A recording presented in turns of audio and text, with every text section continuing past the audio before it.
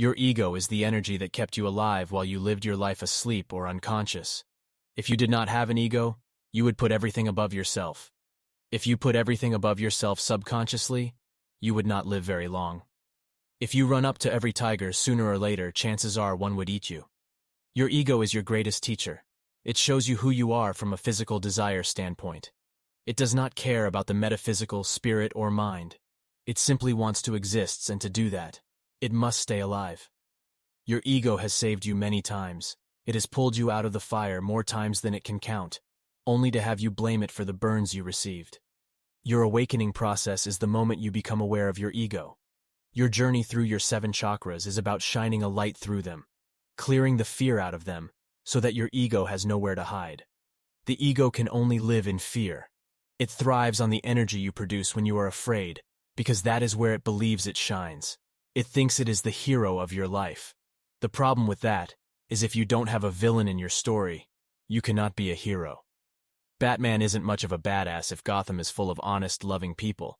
Your ego uses the energy of fear in your life to create a villain so it can play the hero. Awakening is about awareness, and the first thing you need to become aware of is that there are 2 energies within you that believe they are you. Have you ever seen a picture of a kundalini? 2 snakes that move and intertwine along your spine? This is a representation of this message. Once you become aware, you can begin healing a side of you that you were not aware existed. Most people who first become aware of their ego set out on a journey to kill, fight, blame, or destroy it. This is what the Matrix movies are about. This will never work because here is the truth about your ego and this life. There is only one way to transform your fear into understanding and your ego into unity, and that is love. Loving yourself isn't about looking in the mirror and loving the image. It is about looking at your past and forgiving yourself for the choices made in a state of unawareness. To no longer judge is to understand, but to no longer desire to judge is to love.